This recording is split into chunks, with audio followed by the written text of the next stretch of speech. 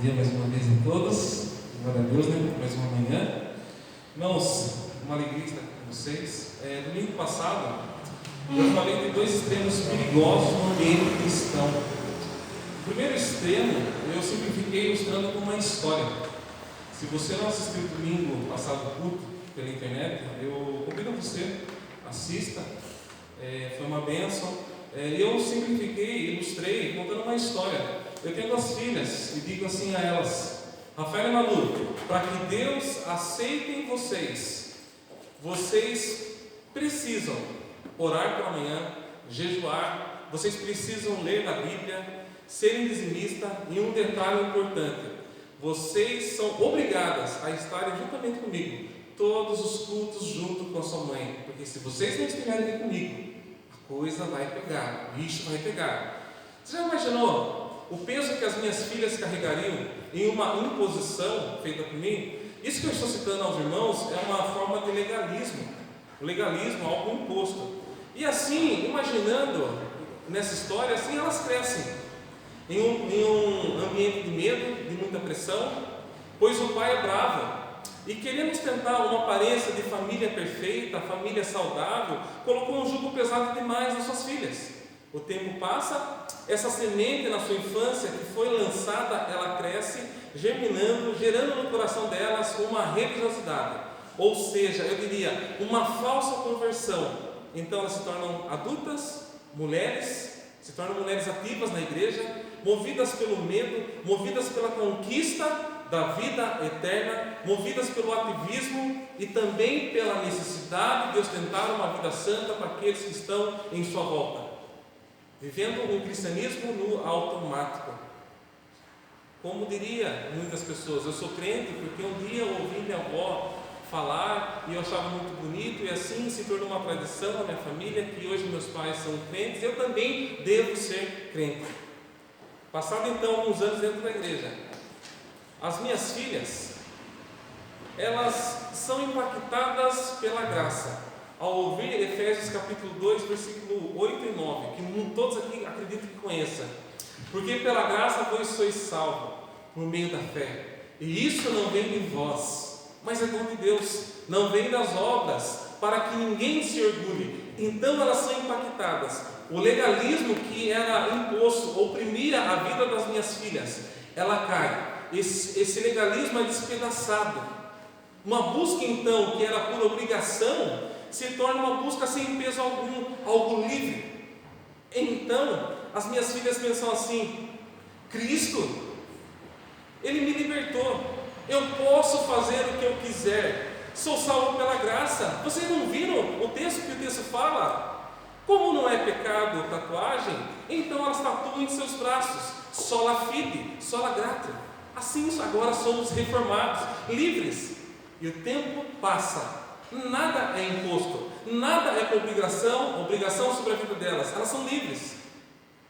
O tempo vai passando, já não oram mais, não leem mais a Bíblia, e muito menos vão ao culto, pois não existe nada que elas possam fazer para ser salvas, porque a obra que tinha para ser feita, Cristo fez.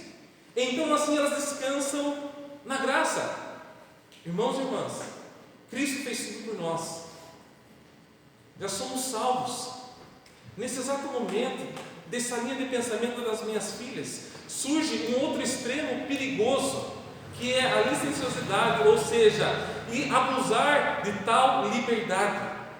Em muitos casos, essa liberdade ela se torna pretexto para pecar.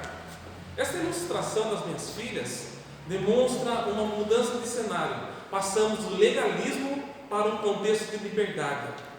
Uma vida legalista, ela exclui o sacrifício de Cristo, porque ela é uma teologia da obrigação, uma imposição, uma teologia da meritocracia, baseada no esforço humano, no que eu posso fazer para alcançar a vida eterna, para ser aceito por Deus. Já a licenciosidade, o ato de abusar dessa liberdade, é um perigo, porque é não saber lidar com a liberdade, com a graça. Transformamos a liberdade em libertinagem e também em pecado descanalizado. Em 1 Coríntios capítulo 8, versículo 9, a palavra diz assim: mais cuidado para que a vossa liberdade não se torne motivo de tropeço para os fracos. E a Bíblia é bem clara em dizer: nós somos livres em Cristo.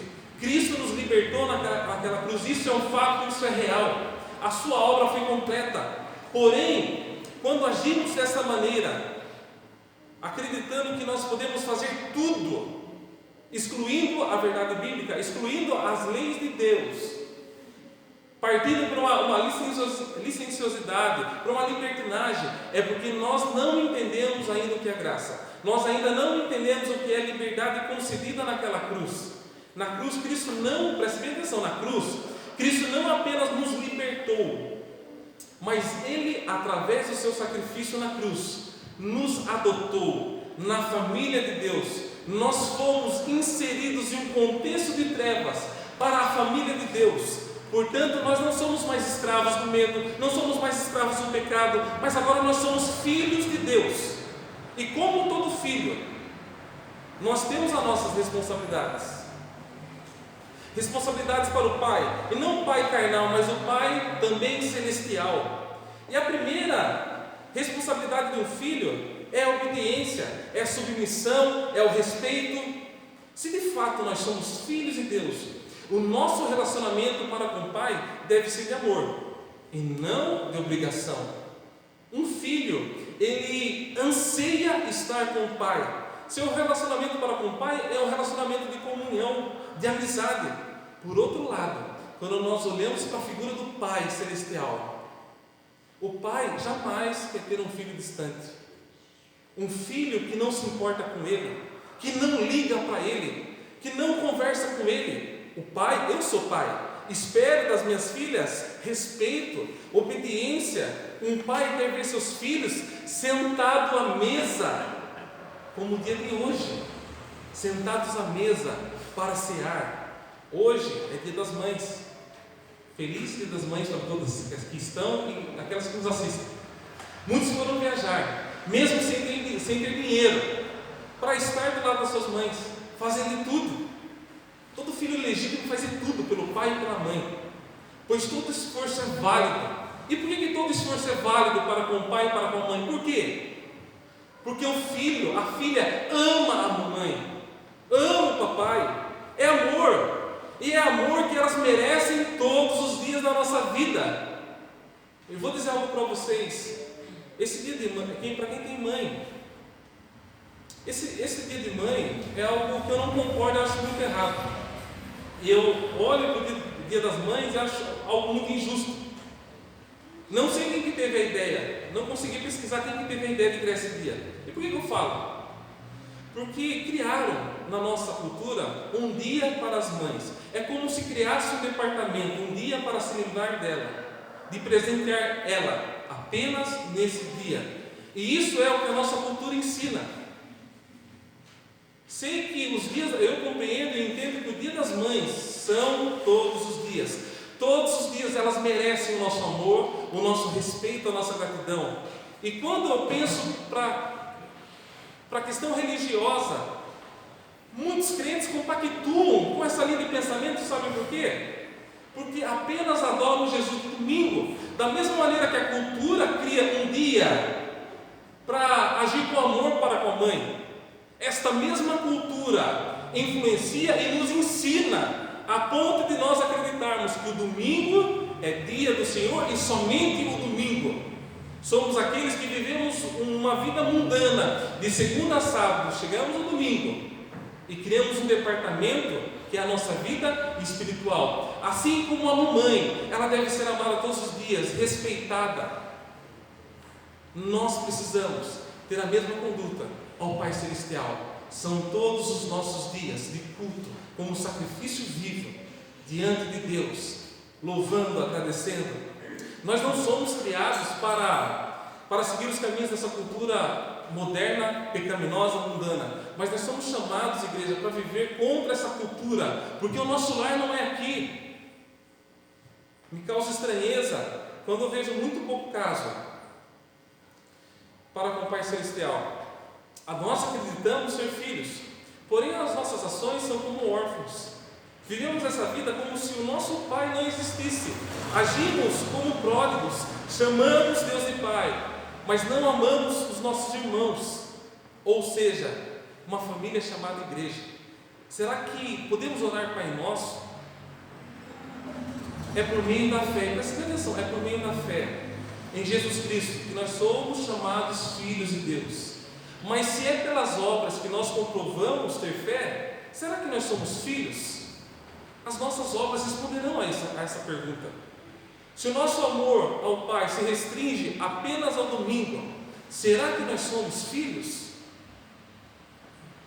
E eu gostaria desse momento que você fechasse os seus olhos. Fiz apenas uma introdução.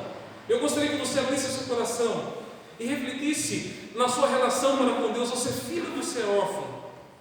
Qual é a sua atitude para com o Pai? Como que tem sido no seu dia a dia? Pai, nós estamos aqui diante da Tua presença para pedir perdão dos nossos pecados, pedir perdão pelas nossas falhas, porque muitas das vezes, ó Pai, nós dizemos ser filhos do Senhor, mas nós agimos, ó Pai, como órfãos, agimos para com o Senhor como um Senhor distante e estranho, mas que o Senhor nesta manhã, Deus, toque a cada coração que nos assiste, Pai.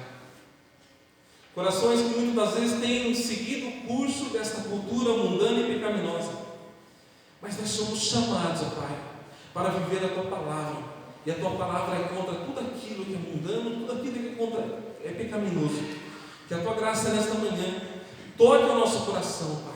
Obrigado por tudo, no nome do Teu Filho Jesus, amém, amém. Irmãos, eu fiz essa introdução abordando aquilo que foi mencionado no domingo passado, para que nós possamos novamente refletir sobre essa liberdade que Cristo nos conquistou na nossa cruz. Nós, muitas das vezes, empobrecemos, muitas das vezes nós colocamos limite à obra que Cristo fez na cruz. Cristo não somente nos libertou, mas nós podemos ser chamados filhos de Deus, porque a sua obra foi muito maior do que aquilo que nós imaginamos e pensamos. E hoje, o tema da pregação desta manhã é: Ele é a garantia da nossa salvação. E por que Ele é a garantia da nossa salvação? Nós veremos em específico a atitude do discípulo Pedro, alguém que diante dos homens fez declarações de fidelidade e de amor a Jesus Cristo, um discípulo que carregava uma confiança em si mesmo, confiança que resultou em sua negação a Jesus Cristo, consequentemente a sua queda. Veremos esse homem chamado Pedro, discípulo de Jesus, ele sendo restaurado. Por que ele foi restaurado? Porque a garantia da sua salvação estava diante dele, orando por ele. Jesus Cristo é a garantia da nossa salvação. E nesse momento convido você, abra sua Bíblia em Lucas capítulo 22, versículo 31. Assim que você encontrar, peço que você se coloque de pé. Nós vamos fazer essa leitura. Lucas capítulo 22, versículo 31.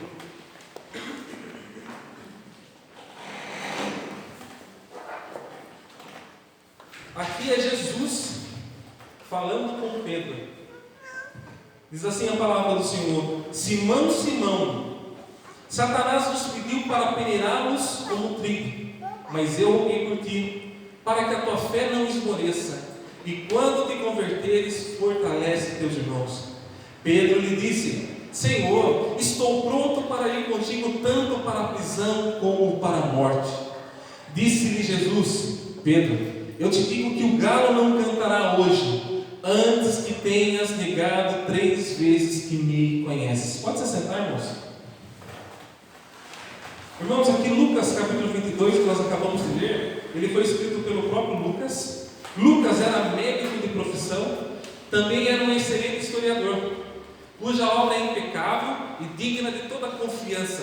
O livro de Lucas, entre os evangelhos, existe uma diferença entre João, Marcos e Mateus. Por quê? Porque Lucas, ao registrar os acontecimentos da vida de Jesus, ele era muito detalhista, tanto que nós vemos que ele escreveu o livro de Atos dos Apóstolos. Ele, em sua profissão, ele era doutor. Então, seus escritos havia um detalhe, havia uma característica de um médico.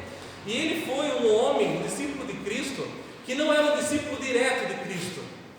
Ele era discípulo dos discípulos. Ele foi companheiro do apóstolo Paulo. E nós olhamos e vemos que em vários momentos, em várias viagens, ali ele estava acompanhando o apóstolo Paulo. Ou seja, ele era uma testemunha ocular da vida do apóstolo Paulo, a qual compartilhou também com ele do Evangelho. Lucas, ele foi assim de extrema importância para o Evangelho, ao relatar a vida de Jesus. Tradições antigas, muitas antigas dizem, afirmam que Lucas ele se dedicou assim completamente a sua vida na obra do Senhor Jesus Cristo. Ele acompanhou o início da igreja primitiva. Esse episódio que nós acabamos de ler, ele está registrado em Mateus, registrado em Marcos e João. Portanto, o que eu vou fazer nesta manhã? Eu usarei de Mateus, Marcos e João, pois esses 4 evangelhos, juntos com Lucas, eles se completam. E nós vemos que é de maneira proposital, os 4 falar da mesma passagem. E quando que ocorreu esse episódio? Irmãos, quando Lucas escreveu esse versículo 22 em específico, foi no contexto ao qual Jesus estava ceando com os discípulos. Ali seria a última ceia de Cristo com os seus discípulos. Entre os discípulos, ali enquanto eles estavam ceando, surgiu uma discussão. E vejam qual era a discussão: quem seria o maior entre eles? Quando de repente ocorre um silêncio, Jesus Cristo ele se levanta daquela mesa, ele tirando o seu manto, ele pega uma toalha, coloca em sua cintura. Em seguida, o que Cristo faz? Ele coloca água em uma bacia e ele começa a lavar os pés dos discípulos e a enxugá-los, ali dando-lhe uma grande lição aos discípulos. E aí a palavra do Senhor fala que nesse contexto o diabo ele já havia colocado no coração de Judas a traição, a ponto de chegar a hora de Jesus lavar os pés de Judas. O que Judas faz naquele momento? Dá o calcanhar a Jesus Cristo, se cumprindo a palavra de Deus que o traidor daria o calcanhar. Salmos capítulo 41, versículo 9 fala que até o meu próprio amigo pessoal, em quem eu tanto confiava, com quem eu comia do pão, ele me traiu. No original fala que ele me levantou contra mim o calcanhar, e Judas estava comendo do pão e levantando o calcanhar para que Jesus lavasse. Então nós vemos que ali estava se cumprindo a palavra de Deus, a qual foi escrita por Davi. Irmãos, olha que interessante, Judas, ele apesar de estar à mesa com Jesus Cristo, ele já havia negociado pelas costas com os principais sacerdotes e escribas, de que forma entregaria, de que forma trairia Jesus. Inclusive, ele já havia recebido 30 moedas de prata, já estava tudo certo. Como era a festa dos pães sem fermento, havia uma aglomeração, muitas pessoas naquela cidade. E com isso, eles aguardavam o momento oportuno de entregar a Jesus Cristo. E no momento ali da ceia, Jesus diz: a mão do que me traiu está comigo à mesa. E a palavra do Senhor diz assim que virou um alvoroço para saber quem era. E olha que interessante, João estava do lado de Jesus. Pedro olha para João e dá um sinal, viu? Pergunta para ele. Então João perguntou: Senhor, quem é? Jesus respondeu: aquele que eu der um pedaço de pão molhado. E tendo molhado um pedaço de pão, Jesus deu a Judas Iscariotes. E logo que ele comeu, a palavra diz que naquele mesmo instante Satanás entrou em Judas.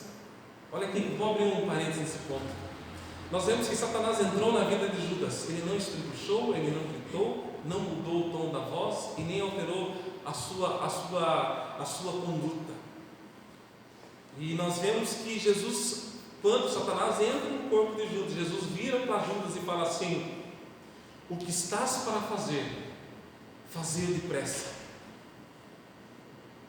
Mesmo Cristo fazendo isso perto dos discípulos, nenhum deles compreendeu, nenhum deles entendeu.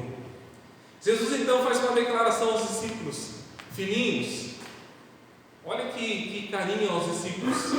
Filhinhos, estarei convosco apenas mais um pouco. Vós me procurareis, e como eu disse aos judeus, também vos digo agora: para onde eu vou, vocês não podem ir. Então João, o Evangelho de João, o discípulo João, ele registrou em João capítulo 13. Vejam que em João capítulo 13, Pedro fala: então Simão lhe perguntou: Senhor, para onde vais? Jesus respondeu: para onde vou, não podeis seguir-me agora, mais tarde, porém, me seguirás. Então Pedro lhe disse: Senhor, por que não posso seguir-te agora? Darei a minha vida por ti. Olha a declaração de Pedro: darei a minha vida por ti. Jesus olhou para ele: darás a sua vida por mim? Em verdade te digo, Pedro, antes que o galo cante, tu me negarás 3 vezes. Daí quando nós olhamos, Mateus também registra esse episódio. O detalhe de Mateus é que todos os discípulos falaram a mesma coisa que Pedro falou. Presta atenção, Mateus capítulo 26, versículo 31. Então Jesus lhes disse: esta noite todos vós desertareis, pois está escrito: ferirei o pastor, e as ovelhas do rebanho se dispersarão. Todavia, depois da minha ressurreição, irei adiante de vós para a Galileia. E nós vemos novamente Pedro. Olha que Pedro fala para Jesus: ainda que todos desertem, eu nunca desertarei. Jesus lhe disse mais uma vez: em verdade te digo, olha o detalhe, esta noite, antes que o galo cante, 3 vezes me negarás. Pedro lhe respondeu: ainda que seja necessário morrer contigo, de modo nenhum te negarei. E aqui tem uma observação, esse finalzinho do versículo 35. E todos os discípulos disseram o mesmo. E agora eu gostaria que você abrisse novamente Lucas capítulo 22 e acompanhasse comigo esse texto que nós acabamos de ler. Lucas 22, versículo 31. Jesus fala assim para Pedro. Olha que interessante, mas ele não chama de Pedro. Jesus, ele dá uma palavra para Pedro diante dos discípulos, falando assim: Simão, Simão, Satanás vos pediu para peneirá-los como trigo. Note que Jesus não chama de Pedro, mas sim de Simão. Pedro significa rocha. Ao fazer isso, Jesus está querendo a atenção de Pedro sobre o fato de si mesmo. Cristo queria que ele enxergasse que ele é uma criatura frágil, de forma alguma um homem de estabilidade, não uma rocha. Você não é uma rocha, mas você é Simão.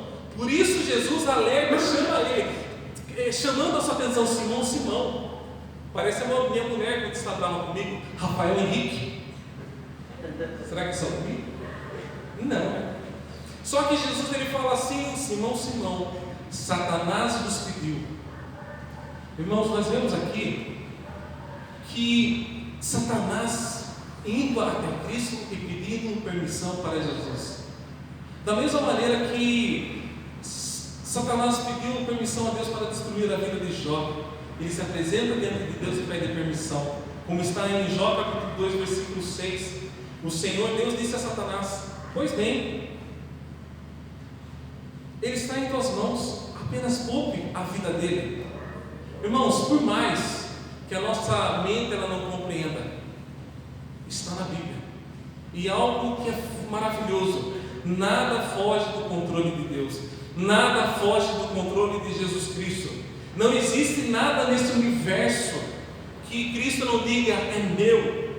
Nesse universo infinito, nada é aleatório, nada é por acaso, mas Cristo ele sustenta todas as coisas, ele controla todas as coisas, seja no céu, seja na terra. E um detalhe que Colossenses fala, e é importante eu falar nesse momento: Cristo também controla as coisas visíveis e as coisas invisíveis. Tudo está sob o seu controle. E um dos versículos que eu mais gosto da Bíblia é Mateus capítulo 10, versículo 29, a parte B, quando fala assim: que nenhum passarinho cai do céu, se não for da vontade do Pai. E existe também uma frase fantástica que Lutero fala. Lutero diz assim, ele afirma de uma maneira muito sábia. Ele fala assim que Satanás é um cachorro na coleira de Deus, só pode ir até onde Deus lhe permite. E isso é fato, isso é uma realidade. Portanto, nós vemos aqui no versículo a qual nós acabamos de ler, Satanás pedindo uma permissão a Jesus Cristo. E qual a permissão que Satanás pede?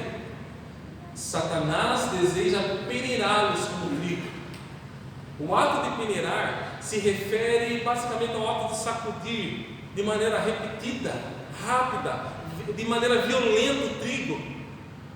Alguém com frequência, nós olhamos assim, o ato de peneirar, eu lembro da minha avó, mulher, peneirando, toma a peneira em ambas as mãos e agita, chacoalha de maneira vigorosa de um lado para o outro, a fim de que a sujeira fique naquela peneira. Quando fica o milho na peneira, o que acontece com esse milho, com a soja? Ele é lançado fora, para que ali o trigo, ele se puro, sem sujeira. Em seguida, ela faz aquele movimento giratório para um lado para o outro, de cima e para baixo. Naturalmente, o propósito é guardar o trigo, ficar separado da sujeira, dos materiais indesejáveis, que no contexto no contexto rural é o milho, a aveia, a soja. Mas o que Jesus está querendo dizer nessa passagem? Os discípulos estão também submetidos a uma prova muito severa, porque quando nós analisamos, nós vemos que aqui Lucas ele registra dizendo assim: Satanás pediu para peneirá-los e não peneirá-lo. Não é uma palavra voltada simplesmente direcionada para Simão, para Pedro, mas para os discípulos que estavam em sua volta. E o que Cristo está querendo dizer relacionado a esse ponto de peneirá-lo? Naquela noite, é bem provável que eles, e aconteceu isso, eles passariam por uma provação. Mas a ênfase está aqui, quando Cristo está falando, é naquela noite, quando Cristo é capturado, dando enredo à história. E nós vemos aqui que Cristo ele está se direcionando a um grupo. Muitos perguntam, muitas perguntas surgem quando nós nos deparamos com uma passagem como essa. Por que Cristo permitiu Satanás peneirá-los como trigo? Por que Cristo permite nas nossas vidas adversidades e lutas? Por que Cristo permite na nossa vida doenças? Por que Cristo permite na nossa vida o luto? Por quê? E existem muitos questionamentos quando nós nos deparamos com a palavra que diz que Cristo permitiu, que Deus permitiu, que Deus é soberano, que Deus é aquele que não só permite, mas muitas das vezes Ele é aquele que cria a ferida, machuca. Irmãos, nem sempre saberemos o propósito de Jesus Cristo na permissão de algo. Isso é fato. E muitas das vezes essa permissão, na nossa ótica, é algo muito ruim. Mas a única certeza que nós devemos ter é que Cristo reina, independente do caos que nós estamos vivendo, independente da tristeza, independente da angústia, independente da falência. Cristo está no controle de todas as coisas. Agora, olhando para esse texto bíblico e se tratando apenas da vida de Pedro em específico, foi da vontade de Deus, foi da vontade de Jesus Cristo, que nós compreendêssemos ao ler a Bíblia o porquê Cristo permitiu que não somente Pedro, mas os discípulos fossem peneirados. Sabe por quê, em específico Pedro? Porque Pedro era alguém que precisava ser moído. Pedro era alguém que precisava ser sacudido, pois Pedro precisava reconhecer a sua fragilidade. Pedro ele precisava ser peneirado para ser limpo, para que fosse removido da sua vida coisas que estavam atrapalhando, coisas que não convêm. Pedro necessitava ser limpo. Pedro precisa aprender a depositar a sua confiança em Jesus Cristo. Portanto, se fez necessário Pedro tropeçar e cair com a permissão de Jesus Cristo. E veja o versículo 32 o que Jesus fala: mas eu roguei por ti, para que a tua fé não esmoreça, e quando te converteres, fortalece teus irmãos. Ou seja, Pedro explorando por você, para que a tua fé não desapareça, para que quando você se converter, você fortaleça os teus irmãos. E quando Cristo fala assim, eu estou orando por você, esta é uma declaração maravilhosa, pois todas as vezes que nós sabemos que tem um irmão orando por nós, isso encoraja a nossa vida, isso traz um conforto para a nossa alma. Mas agora nós olhamos aqui e vemos uma declaração vindo do próprio Cristo: eu estou orando por você, Pedro. E olha o que o autor de Hebreus diz em Hebreus capítulo 7, versículo 25: Portanto, também pode salvar perfeitamente os que por meio dele se chegam a Deus. Preste atenção, pois vive sempre para interceder por eles. Jesus deu a conhecer que Ele intercede junto ao Pai em favor de todos os crentes. Ele ora para que os crentes perseverem na sua fé, em face da grande oposição que Satanás tem feito contra eles. Jesus faz essa oração pelos eleitos, pedindo ao Pai que eles vençam as tentativas de Satanás de destruir a verdadeira fé. Irmãos, os nossos inimigos são tão poderosos e a nossa força é tão pequena. O mundo aí está cheio de armadilhas e o nosso coração é tão fraco. A nossa fé, ela é pequena, que a princípio, quando nós olhamos a nossa fé, parece que nunca chegaremos no fim da largada.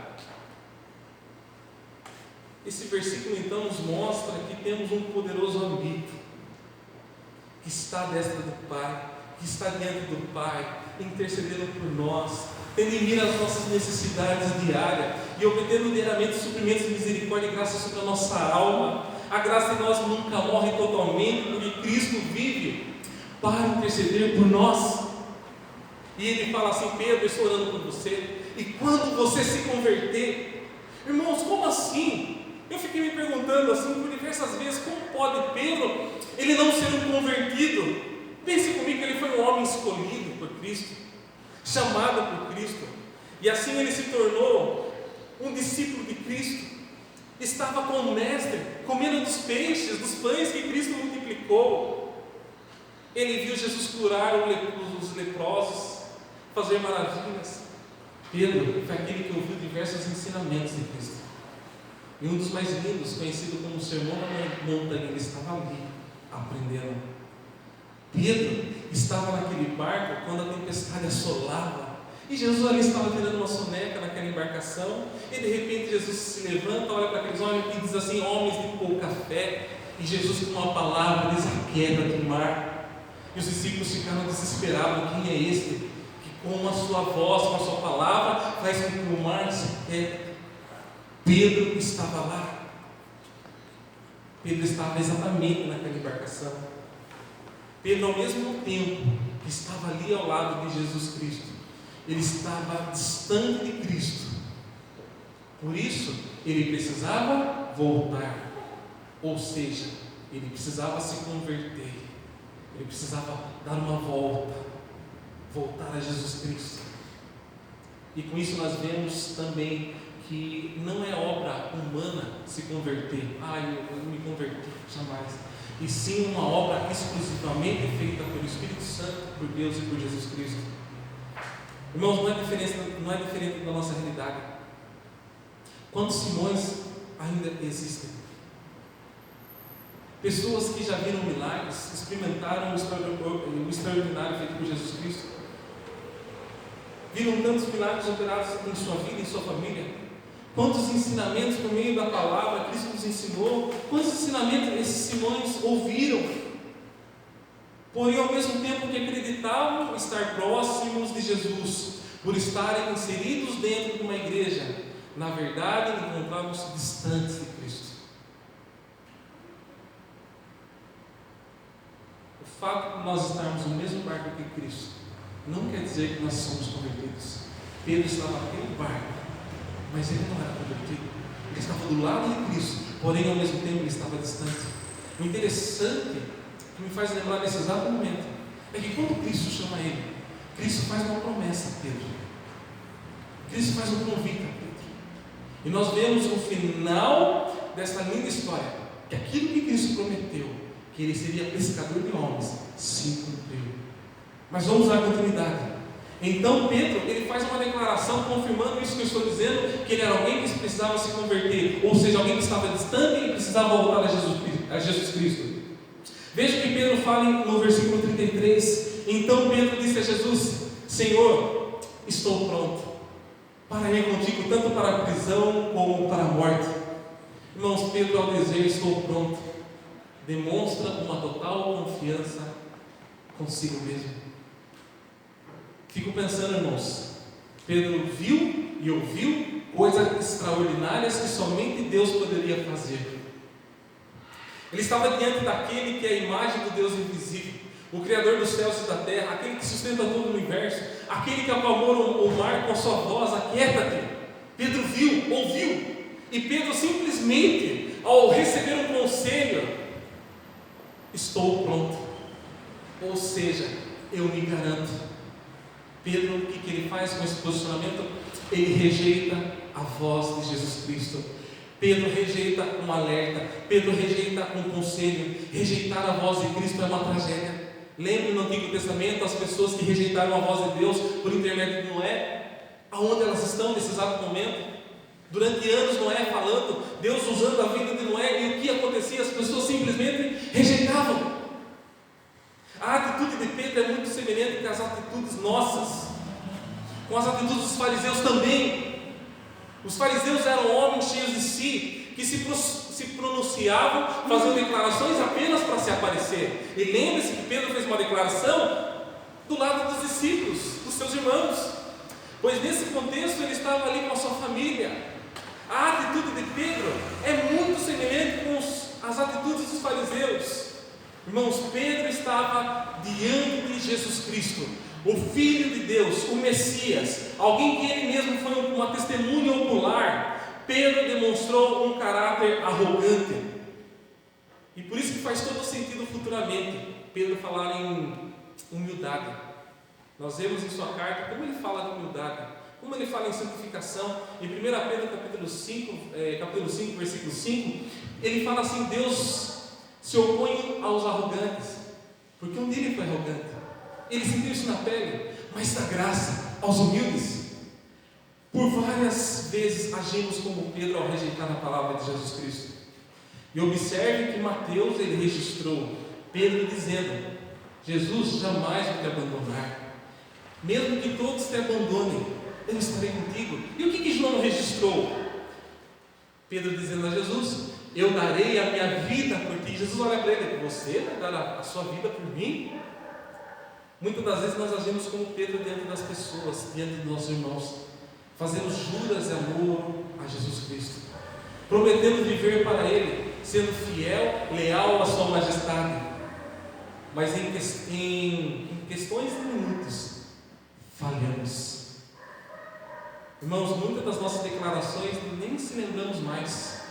Eu gostaria que você refletisse um pouquinho. Lembra do seu batismo? Qual foi a declaração que você fez diante daquelas testemunhas, diante de Deus? Na sua primeira ceia, qual foi a sua declaração? Sabe o que é o pior? Que os nossos pecados, as nossas falhas, elas escandalizam. Os ímpios olham para nós: como pode este que faz juras de amor na internet, no Facebook, no Instagram, a Jesus, faz declarações tão lindas, posta versículos bíblicos, mas vivem de uma maneira torta? Prefiro não me envolver com essa gentalha. Nossa conduta serve como pedra de tropeço para muitos, pois agimos como fonte de duas águas, extrapolamos na nossa liberdade, escandalizando, usamos a nossa liberdade somente para pecar. Na primeira dificuldade, irmãos, que aparece, simplesmente abandonamos tudo. Você se lembra na passagem de Ana? A promessa que você fez, a declaração que você fez para Deus, dizendo assim: a minha prioridade esse ano vai ser o reino. Esse ano eu vou ler a Bíblia, eu vou orar todos os dias, não quero ser mais o mesmo, vou dedicar a minha vida, até porque estou num contexto de pandemia, eu não sei se eu vou viver mais um dia, eu não sei como vai ser meu vida, então preciso me apegar a Jesus Cristo.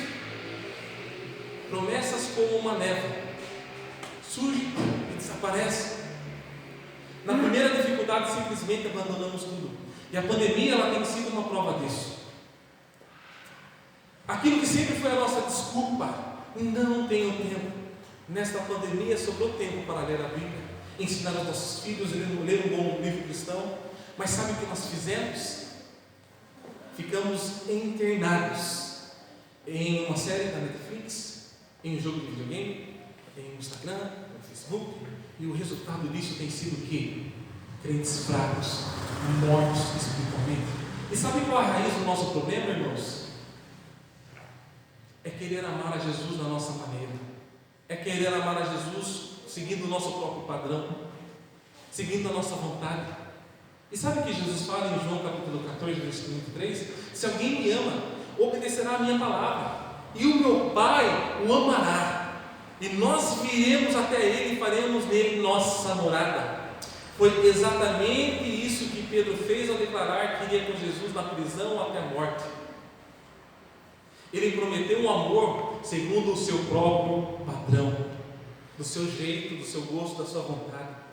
E Jesus olha para ele e fala assim, Pedro, no versículo 34, Pedro, eu te digo que o galo não cantará hoje, antes que tenhas negado 3 vezes que me conhece.